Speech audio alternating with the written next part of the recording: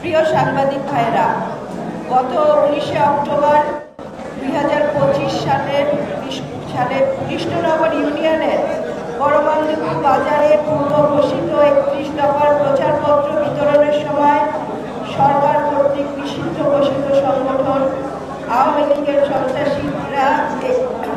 সন্ত্রাসীরা একে আজাদের সফরসঙ্গী হিসেবে উপস্থিত হন। নিষিদ্ধ ঘোষিত যুবলীগ, ছাত্রলীগের চিহ্নিত সন্ত্রাসীরা সেখানে উপস্থিত হয়ে আপত্তিকর ভাষা ও স্লোগান দিয়ে আমাদের নেতাকর্মীদের উপর চড়াও হওয়ায় স্থানীয় জনগণের মধ্যে ক্ষোভের সৃষ্টি হয়। এর পরিপ্রেক্ষিতে উপস্থিত জনতা তাদের বিরুদ্ধে প্রতিরোধ গড়ে তোলে। এক পর্যায়ে উৎসুক জনগণ তাদেরকে ঘটনাস্থলে অবরুদ্ধ করার চেষ্টা করে। সে সময় সেখানে থাকা বিএনপি নেতাকর্মী এবং প্রশাসনের সাহায্যে একে আজাদ সাহেব সহ তার সহযোগীরা ঘটনাস্থল ত্যাগ করার সময় একটি বালক ছেলে, যে আমাদের দলের কেউ না, কোনো আগ বা একটি, আমরা যাকে বলি গ্যান্ডারি, স্থানীয় গ্যান্ডারি দিয়ে গাড়িতে একটি হালকা আঘাত করে এবং সঙ্গে সঙ্গে আমাদের নেতাকর্মীরা তাকে নিবৃত্ত করে আক্রান্ত গাড়িটিকে সেই স্থান ত্যাগ করার সুযোগ করে দেয়। প্রিয় উপস্থিতি, আমি হতভম্ব হই যখন শুনলাম একে আজাদ আমাকে দোষারোপ করে তার নিজস্ব টিভি চ্যানেল এবং বিভিন্ন গণমাধ্যমে আমার নামে মিথ্যা অপপ্রচার করে সাধারণ জনগণকে বিভ্রান্ত করার চেষ্টা করছে। এটি তার নিছক একটি নির্বাচনী অপকৌশল বলে মনে করি। এ সমস্ত মিথ্যা, ভিত্তিহীন এবং উদ্দেশ্য প্রণোদিত কথা বলে জনগণের মধ্যে আমার ভাবমূর্তি নষ্ট করার চেষ্টা চালিয়ে যাচ্ছে।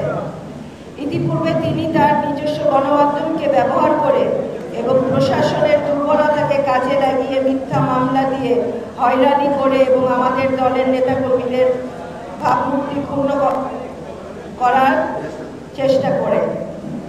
প্রিয় সাংবাদিক ভাইরা, গত 2 দিন যাবৎ আমাদের নেতাকর্মীদের বাড়িতে বাড়িতে পুলিশ অভিযান চালিয়ে ভয়ভীতির সৃষ্টি করছে।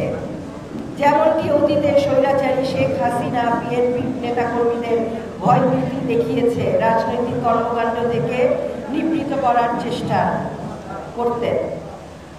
আমার মনে হচ্ছে ফরিদপুরের মাটিতে আওয়ামী দুঃশাসনের আমল নতুন রূপে শুরু হয়েছে।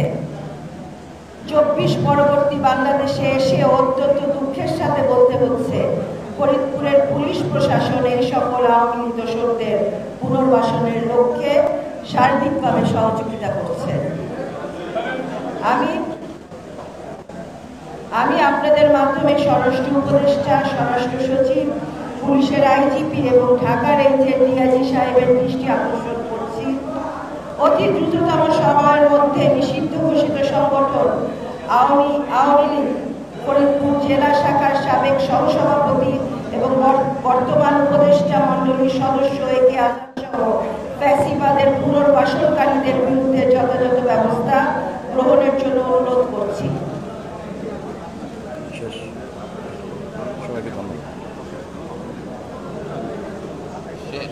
আমার লিখিত বক্তব্য এখানেই শেষ হলো। আপনাদের যদি কোনো প্রশ্ন থাকে আমরা সেটা উত্তর দেওয়ার